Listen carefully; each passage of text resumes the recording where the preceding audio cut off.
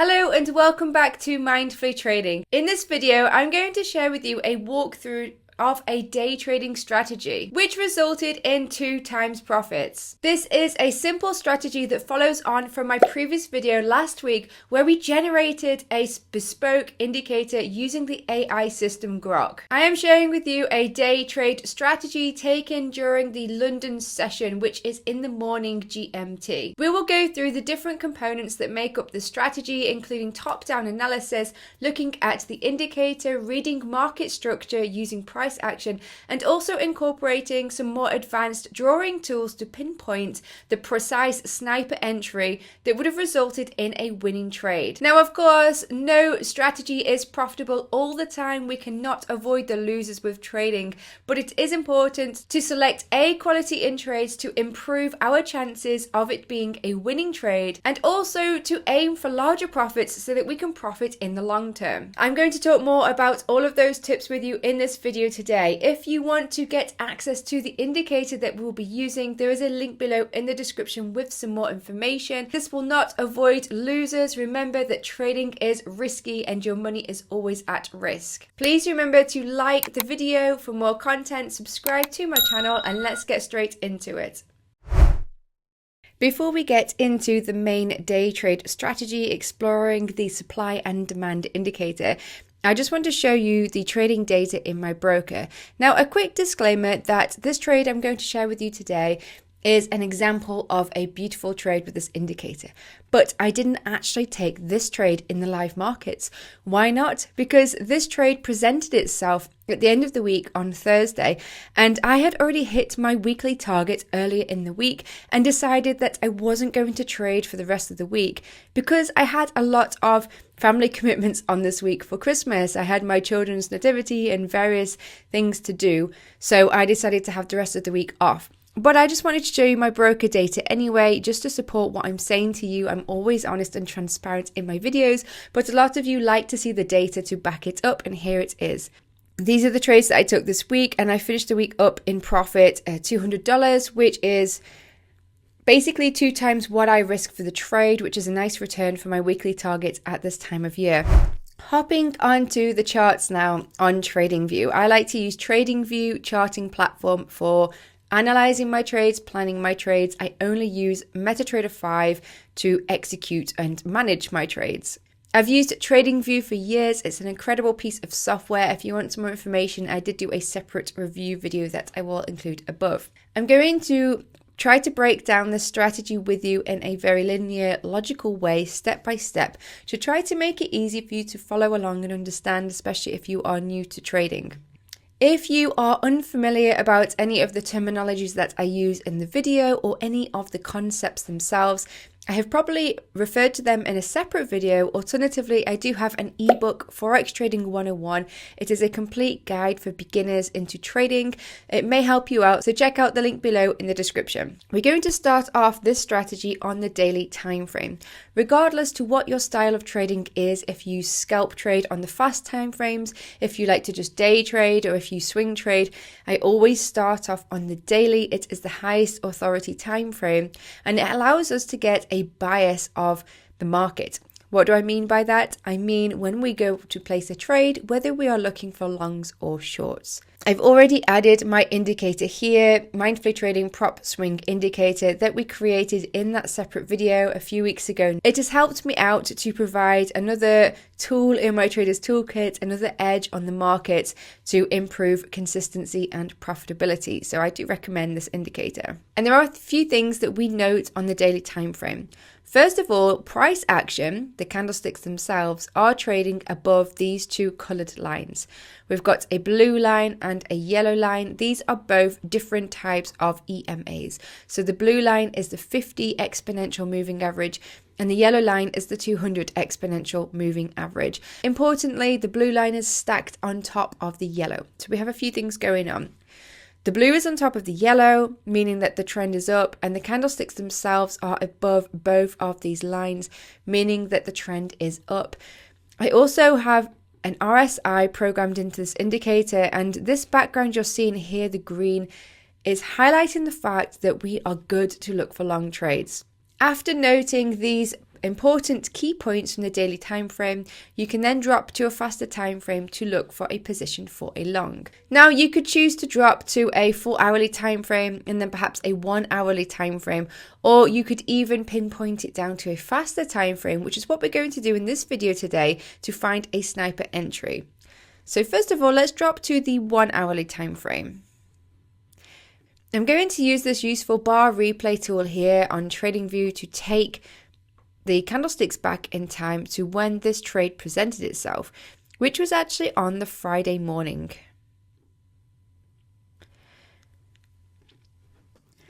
Observing price action now on the 1 hourly time frame just to gain an idea of the flow of the market for this week. And I forgot to mention that obviously I am on the instrument, the DE40, the DAX, the German index market.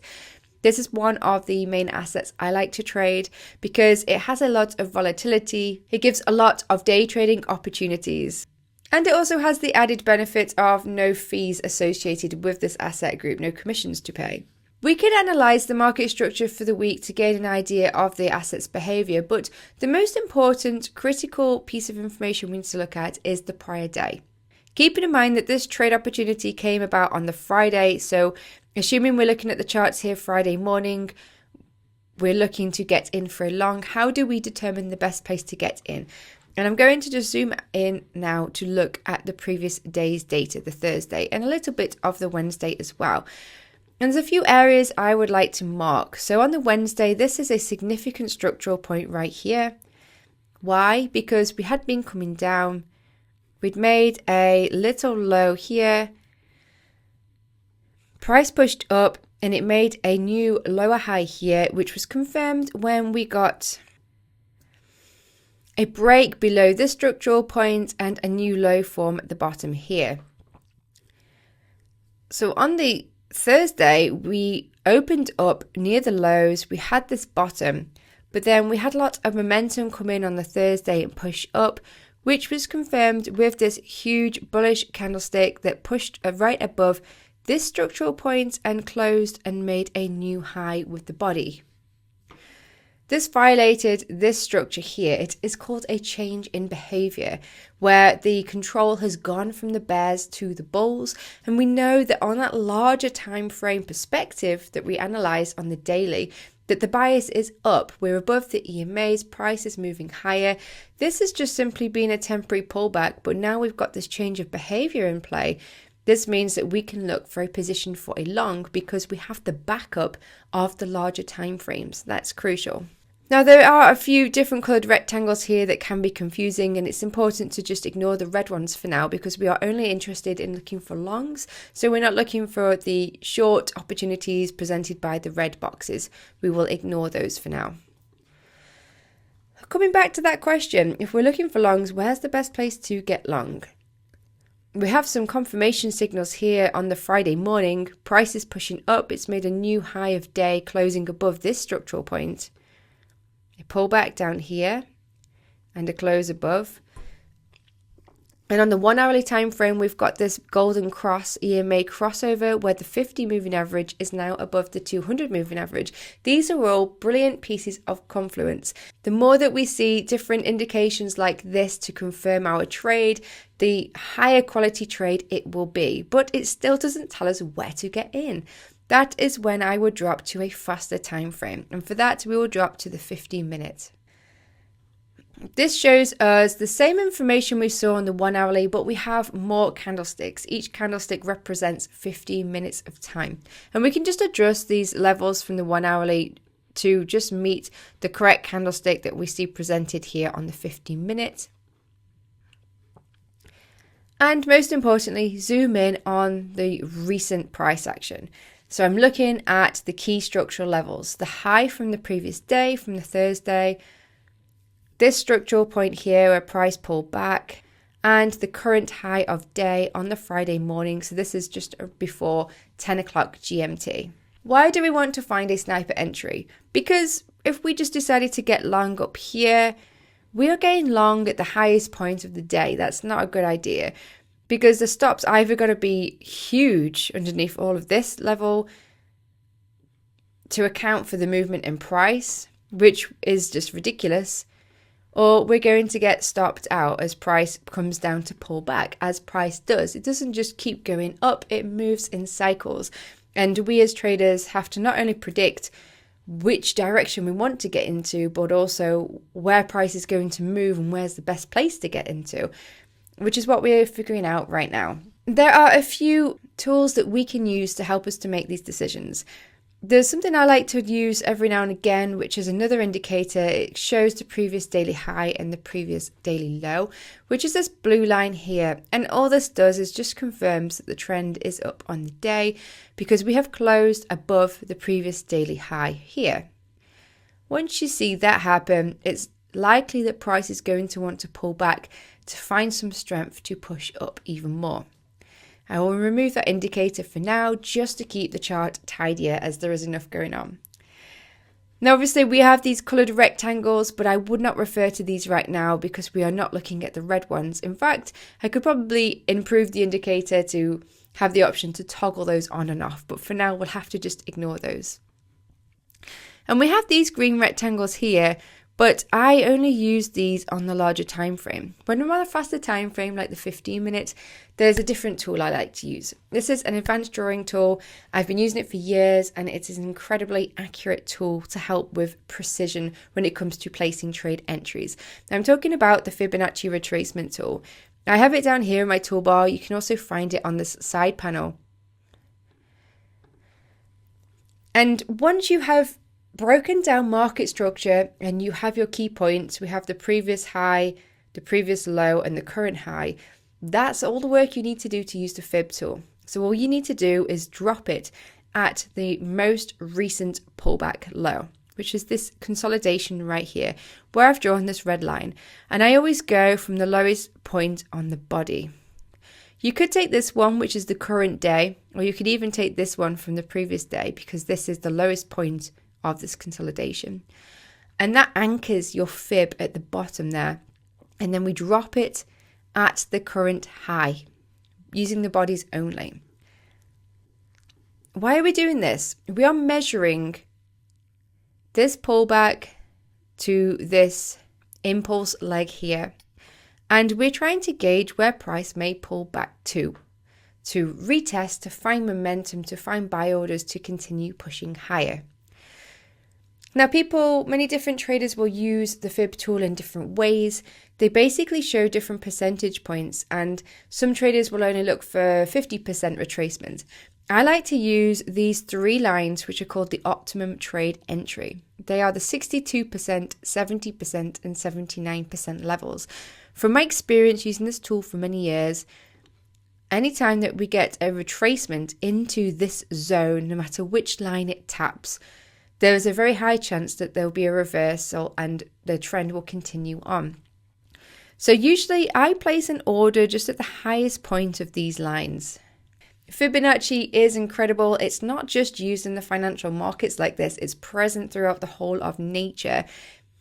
You can find it in snail shells, in flowers, in many different things. Look it up. It is incredible. And for this trade, the best place would be a stop just below this level here. But for the DAX, I tend to keep to a 50 pip stop, which is still a very good placement. It's below a lot of these structural levels. And I always aim for a 2R target on the DAX. It does tend to move very well when it moves, so you could certainly aim for more. Personally, I like to just look for 2 times profit, and then it opens it up to having multiple positions and having a trailing target, but hey, that's up to you. All I'm demonstrating today are the steps involved in choosing a trade and placing a trade. So once you've highlighted this is a good place for your trade, using the top-down analysis approach, reading price action, marking market structure, the highs and the lows, looking at the intraday structure, and then utilizing your fib tool, then you can place in this case, a buy limit order, which means that you're waiting for price to come down and trigger you into this, automatically buy at this level here. At the same time of placing the buy limit order, I would also place my stop loss order and my take profit order. But depending on what your situation is, you may prefer to sit at your computer and do this manually. I would always recommend to do it automated because it just takes away that decision from you. It helps to avoid emotional trading, and it also helps to protect your account. If, for example, you have any internet troubles, it's always good to have a hard stop loss in place. It is a safety net under your trade so that if it goes against you, your losers do not rack up. And this is what happened. This is one of those beautiful textbook trades that just demonstrates the strategy. Price comes down and it taps into this order. You see these wick rejections here. The price candles themselves are actually coming back to this 50 moving average. And we're getting 1 and 2 wick rejections of this fib level and of the moving average. That would be 2 opportunities to get into this trade if you missed the first one. And they're about 11 o'clock and 12 o'clock GMT. Once we got those wick rejections, price then curves up and it moves very nicely up to hit the target at around about 2:30 GMT. There would have even been room for more profit on this trade as well. Again, I didn't take this in the live market, and I'm not that frustrated because I've already made my profits for the week, so I cannot complain. But I thought that this was a beautiful trade to share with you because it really helps to demonstrate the steps of this simple day trading strategy, incorporating the supply and demand prop indicator, incorporating reading market structure, incorporating using the Fibonacci retracement tool. If you can break your strategy down into simple steps that you can action and that incorporate many different areas of confluence to help to improve its quality as a trade, you're going to increase your profitability. This will be my last video before Christmas, so if you are still watching, have yourselves an awesome Christmas for 2025. Please remember to like the video and subscribe if you're not already part of the channel, and I will catch you in my next video. Thank you for watching. Bye.